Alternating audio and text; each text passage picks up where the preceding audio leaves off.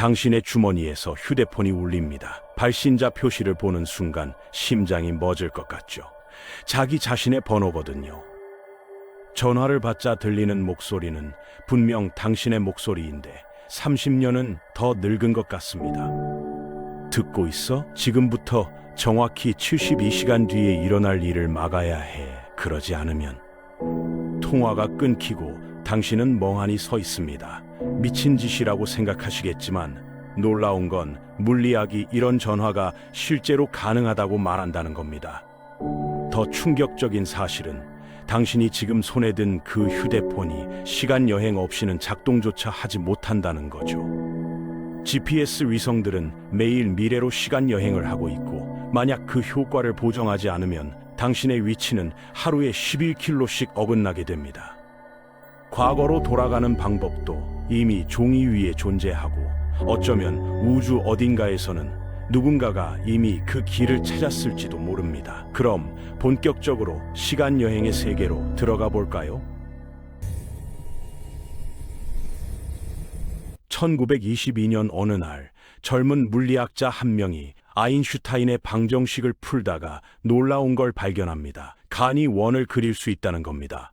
당신이 충분히 빠르게 우주를 한 바퀴 돌면 출발하기 전으로 돌아올 수 있다는 거죠. 이게 바로 닫힌 시간형 곡선이라는 개념인데 쉽게 말하면 시간 여행이 이론적으로 가능하다는 얘기입니다. 하지만 여기서 문제가 생기죠. 만약 당신이 과거로 돌아가서 어린 시절의 자신을 만나면 어떻게 될까요? 두 명의 당신이 동시에 존재하게 되는 건데 이게 과연 가능한 일일까요? 시간에 대해 제대로 이해하려면 먼저 우주가 어떻게 생겼는지부터 알아야 합니다. 아인슈타인이 1915년에 발표한 일반 상대성 이론에 따르면 시간과 공간은 따로 존재하는 게 아니라 시공간이라는 하나의 직물로 엮여 있거든요. 이걸 증명한 게 바로 수성의 궤도였습니다. 19세기 천문학자들은 뉴턴의 중력 법칙으로 수성의 움직임을 계산했는데 실제 관측값과 조금씩 어긋났어요. 프랑스 천문학자 르베리에는 보이지 않는 행성이 수성을 잡아당기는 거라고 생각했죠. 실제로 그는 같은 방법으로 해왕성을 발견했으니까요. 하지만 아무리 찾아도 그런 행성은 없었습니다. 답은 뉴턴이 틀렸다는 거였어요. 아인슈타인은 중력이 힘이 아니라 휘어진 시공간이라고 설명했고 이 이론으로 수성의 이상한 궤도를 완벽하게 예측했습니다. 시공간이 휘어진다는 게 대체 무슨 뜻일까요? 트램펄린을 상상해 보세요. 중간에 무거운 볼링공을 놓으면 천이 움푹 들어가잖아요. 태양도 똑같이 주변의 시공간을 휘게 만듭니다. 수성은 태양에 가장 가까운 행성이니까 다른 행성들보다 더 심하게 휘어진 시공간 속을 움직이는 거죠.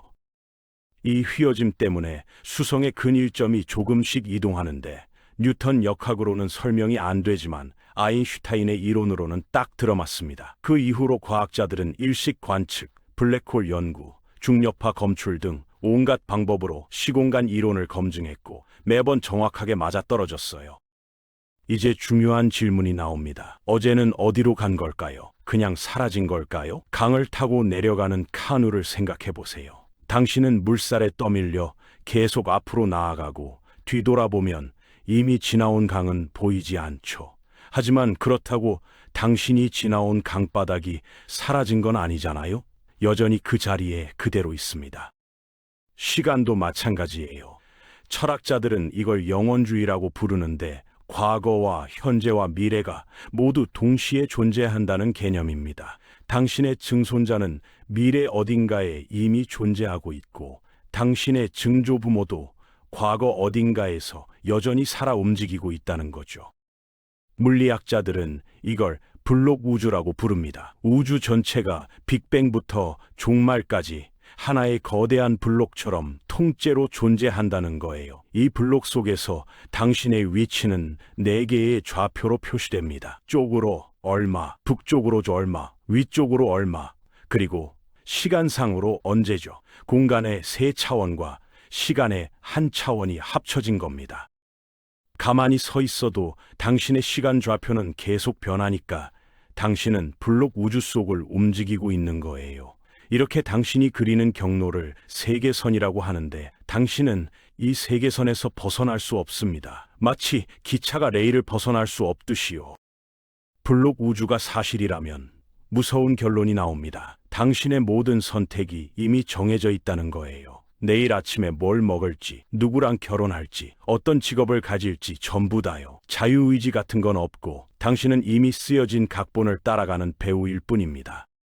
책의 100페이지에 있는 등장인물이 50페이지 뒤에 무슨 일이 생길지 모르는 것처럼 당신도 모를 뿐이지 이미 다 정해져 있다는 거죠. 만약 미래에서 온 당신이 과거의 당신을 구한다면 그건 항상 그렇게 되어 있었던 겁니다. 당신은 타임머신을 만들 수밖에 없었고 과거로 갈 수밖에 없었던 거예요.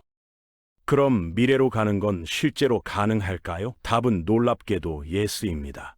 이미 증명까지 됐어요. 1960년대에 이탈리아 물리학자 브루노 로시는 콜로라도 로키 산맥의 에크 호수로 차를 몰고 갔습니다. 해발 2300m 높이에서 그는 우주선이 만드는 뮤온이라는 입자를 측정했어요.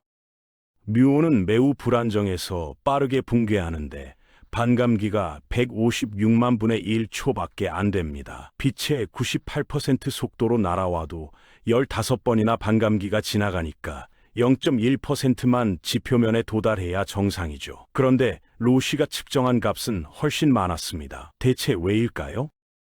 뮤온이 시간 여행을 하고 있었기 때문입니다. 아인슈타인의 특수상대성 이론에 따르면 빠르게 움직이는 물체는 시간이 천천히 흐르거든요. 뮤온의 입장에서는 반감기가 몇 번 지나가지 않았는데 지구에서 보면 15번이나 지나간 거예요.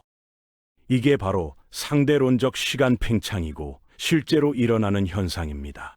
당신이 빛의 98% 속도로 우주를 한 바퀴 돌고 오면 어떻게 될까요? 당신은 25년이 지났다고 느끼지만 지구에서는 125년이 흘러 있을 겁니다. 당신은 100년을 건너뛴 거죠. 실제로 우주 비행사들은 이미 시간 여행을 하고 있습니다. 마크 켈리와 스콧 켈리는 쌍둥이 우주 비행사인데 마크가 6분 먼저 태어났어요. 하지만 스콧이 우주에서 520일을 보낸 반면 마크는 54일만 보냈죠. 스콧이 우주정거장에서 더 빠르게 움직였으니까 시간이 천천히 흘렀고 결과적으로 마크는 지금 형보다 6분 5밀초 더 많이 늙었습니다. 스콧이 뮤온만큼 빠르게 움직였다면 나이 차이가 6년 반까지 벌어졌을 거예요. 중력도 시간을 늦춥니다. 중력이 강한 곳일수록 시간이 천천히 가거든요. 두 개의 똑같은 시계를 만들어서 하나는 산꼭대기에 하나는 평지에 놔두면 산꼭대기의 시계가 더 빠르게 갑니다. 산꼭대기가 지구의 중력 우물에서 더 멀리 떨어져 있으니까요. 2022년에 과학자들은 겨우 1mm 차이로도 이 효과를 측정해냈어요. 당신이 매일 쓰는 GPS도 이 원리를 이용합니다. GPS 위성들은 우리보다 빠르게 움직이고 지구 중력에서 더 멀리 떨어져 있어서 시간이 다르게 흐르거든요. 이걸 보정하지 않으면 GPS가 제대로 작동하지 않습니다. 미래로의 시간 여행은 이론이 아니라 실제로 일어나는 현상입니다. 그럼 과거로 가는 건 어떨까요? 2011년 9월 이탈리아의 그란 사소 산 밑에 있는 오페라 실험실에서 충격적인 발표가 나왔습니다. 중성 미자가 빛보다 빠르게 움직인다는 거였어요. 스위스 제네바의 CERN에서 쏜 중성 미자가 730km를 날아와 검출기에 도착하는데 빛보다 60나노초 빠르다는 겁니다. 만약 사실이라면 물리학의 가장 신성한 법칙이 깨지는 거죠. 빛보다 빠르게 움직이면 과거로 갈 수 있거든요. 전 세계 물리학자들이 들썩였지만 1년 뒤에 진실이 밝혀졌습니다. 실험 장비에 결함이 있었던 거예요. 중성 미자는 빛보다 빠르지 않았습니다. 하지만 빛보다 빠르게 가지 않고도 과거로 갈 방법이 있을지 모릅니다. 1937년 네덜란드의 젊은 물리학자 빌렘 판 스토쿰은 아인슈타인의 방정식을 풀다가 닫힌 시간형 곡선을 발견했어요. 세계선이 원을 그려서 자기 자신과 만날 수 있다는 겁니다. 노인이 된 당신이 과거로 돌아가 10대인 자신을 만날 수 있다는 거죠. 문제는 이걸 하려면 빛의 원뿔을 벗어나야 한다는 겁니다. 빛의 원뿔이 뭐냐면 당신이 빛의 속도로 움직일 수 있다고 가정했을 때 도달 가능한 영역이에요. 1초 뒤에 당신은 30만 킬로미터 안에 있어야 하고 2초 뒤엔 60만 킬로미터 안에 있어야 하죠. 이게 원뿔 모양을 그리거든요.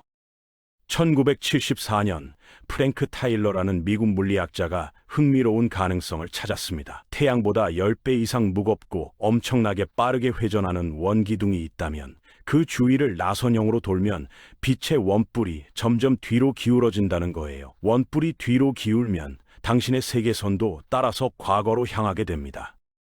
문제는 이 원기둥이 무한히 길어야 하고 1분에 수십억 번 회전해야 한다는 거죠. 게다가 1990년대에 스티븐 호킹이 계산한 결과 유한한 길이의 타일러 원기둥은 엄청난 양의 음의 에너지가 필요하다고 밝혀졌습니다. 음의 에너지라니 대체 뭘까요? 양자역학에 따르면 완전히 비어있는 공간도 사실은 비어있지 않습니다. 가상 입자쌍이 계속 생겼다 사라지거든요. 이 입자들을 만들려면 진공에서 에너지를 빌려야 하는데 그러면 그 순간 에너지가 음수가 돼요. 은행에서 돈을 빌리면 잔고가 마이너스가 되는 것처럼요. 하지만 우주도 은행처럼 에너지를 돌려받으려고 하니까 음의 에너지는 아주 작은 공간에서 아주 짧은 시간 동안만 존재합니다. 원자보다 작은 세계에서는 닫힌 시간형 곡선이 존재할지 몰라도 사람이 탈 수 있을 만큼 큰 타임머신을 만들기는 거의 불가능해 보이죠. 그런데 다른 방법이 하나 더 있습니다. 웜홀이라는 거예요. 1985년에 천문학자이자 작가인 칼 세이건이 소설을 하나 썼는데 외계인이 인류에게 장치를 보내서 사람을 베가까지 보낸다는 내용이었어요. 베가는 25광년 떨어져 있으니까 빛의 속도로 가도 25년이 걸리죠. 세이건은 빛보다 빠르게 가지 않으면서도 빨리 도착할 방법을 원했고 친구인 킵 손에게 전화를 걸었습니다. 손은 다음날 차 안에서 원고를 읽고 바로 답을 찾았어요. 웜홀을 쓰면 된다고요. 시공간을 종이라고 생각해 보세요. 지구가 종이의 한쪽 끝에 있고 베가가 다른 쪽 끝에 있습니다. 종이를 따라 쭉 가는 대신 종이를 반으로 접으면 어떻게 될까요? 시공간도 휘어질 수 있으니까 가능한 일이죠. 이제 지구와 베가가 바로 옆에 붙어 있습니다. 그 틈을 건너뛰면 순식간에 도착하는 거예요. 밖에서 보면 빛보다 빠르게 간 것 같지만 실제로는 그 신성한 법칙을 깨지 않았습니다. 웜홀은 공간만이 아니라 시간도 연결할 수 있어요. 웜홀의 한쪽 입구를 우주선에 달아서 빛의 속도에 가깝게 한 바퀴 돌고 오면 시간 팽창 때문에 입구 쪽은 시간이 덜 흘렀겠죠. 이제 웜홀로 들어가면 과거로 나오게 됩니다. 문제는 웜홀이 닫히려고 한다는 겁니다. 뭔가 통과하면 그 중력이 웜홀을 잡아당겨서 닫아버리거든요. 그걸 막으려면 또 음의 에너지가 필요해요. 일부 과학자들은 양자 얽힘이나 자기장으로도 가능할지 모른다고 주장하지만 아직 증명되지 않았습니다. 1991년에 리처드 고트라는 물리학자가 우주끈이라는 걸로도 시간 여행이 가능하다고 계산했어요. 우주끈 주위를 특정한 경로로 돌면 빛의 원뿔이 뒤로 기울어진다는 거죠. 하지만 우주끈이 실제로 존재하는지도 확실하지 않습니다. 이렇게 여러 방법이 있긴 한데 과거로 가면 패러독스 문제가 생깁니다. 가장 유명한 게 할아버지 패러독스죠. 당신이 과거로 가서 어린 시절의 할아버지를 죽이면 할아버지는 당신의 엄마를 낳지 못하고 엄마가 없으면 당신도 태어나지 못합니다. 그럼 애초에 과거로 가서 할아버지를 죽일 당신이 없는 거잖아요. 이 모순을 어떻게 해결할까요? 스티븐 호킹은 연대기 보호 가설을 제시했습니다. 우주가 아예 과거로의 시간 여행을 막는다는 거예요. 이고르 노비코프는 자기 일관성 원리를 제안했죠. 과거로 갈 수는 있지만 이미 일어난 일을 바꿀 수는 없다는 겁니다. 어린 시절에 자신을 죽이려고 하면 총이 걸리거나 빗나가게 된다는 거예요. 그런데 2020년부터 2022년까지 바락 쇼샤니와 동료들이 발표한 논문들이 보여준 건 노비코프의 원리로도 설명 안 되는 경우가 있다는 겁니다. 검은 공과 흰 공이 있는데 두 개가 부딪히면 색깔이 바뀐다고 해봅시다. 검은 공이 타임머신을 통과해서 과거의 자기 자신과 부딪히면 둘 다 흰색이 되죠. 그런데 부딪힌 공이 다시 타임머신으로 들어간다고 생각해 보세요. 똑같은 타임머신에서 똑같은 순간에 나오는데 한 번은 검은색이고 한 번은 흰색입니다. 이건 말이 안 되죠. 해결책은 평행 우주일지 모릅니다. 양자역학의 다세계 해석이라는 게 있거든요. 1950년대에 휴 에버렛 3세가 제안한 이론인데 양자 사건이 일어날 때마다 우주가 갈라진다는 겁니다. A라는 결과가 나오는 우주와 B라는 결과가 나오는 우주가 따로 생긴다는 거죠. 당신이 태어나지 않은 우주도 있고 당신이 지구 대통령인 우주도 있다는 겁니다. 시간의 강이 끝없이 갈라져서 무한한 지류를 만든다는 거예요. 이 해석이 맞다면 시간 여행 패러독스가 해결됩니다. 과거로 가면 다른 시간줄기로 들어간다는 거예요. 검은 공은 시간줄기 A에서 출발해서 시간줄기 B로 도착합니다. B에서 부딪힌 다른 공이 시간줄기 C로 가는 거죠. 그러니까 타임머신에서 나오는 공이 매번 다른 색깔이어도 괜찮은 겁니다. 다른 우주니까요. 할아버지 패러독스도 마찬가지예요. 당신이 죽이는 할아버지는 다른 시간줄기의 할아버지고 당신을 낳은 할아버지는 원래 시간줄기에서 잘 살아 있습니다. 자유의지도 되찾게 되죠. 하지만 이 해석에도 문제가 있습니다. 너무 많은 우주가 생긴다는 거예요. 물리학자 브라이스 드윗은 이렇게 말했습니다. 우주의 모든 별에서, 모든 은하에서, 가장 먼 구석에서 일어나는 모든 양자 전이가 지구를 무수히 많은 복사본으로 쪼개고 있다. 웜홀이라는 단어를 처음 만든 존 휠러조차 나중에는 다세계 해석을 포기했어요. 너무 많은 형이상학적 짐을 지고 있어서 결국 지지를 철회할 수밖에 없었다고 했죠. 그래도 최근 들어 다세계 해석을 믿는 물리학자들이 점점 늘고 있습니다. 결국 우리는 블록 우주라는 거대한 시공간 속에서 각자의 세계선을 따라 여행하고 있는 겁니다. 미래로의 시간 여행은 단지 가능한 게 아니라 이미 일어나고 있고 매일 일어나는 일이에요. 과거로의 여행은 아직 불확실하지만 적어도 이론상으로는 가능해 보입니다. 양자역학이라는 이상한 세계의 도움을 받으면 말이죠. 지금 당장은 추억으로 과거를 떠올리는 것으로 만족해야겠지만 과거가 여전히 저 밖에 어딘가 존재한다는 걸 알면서요.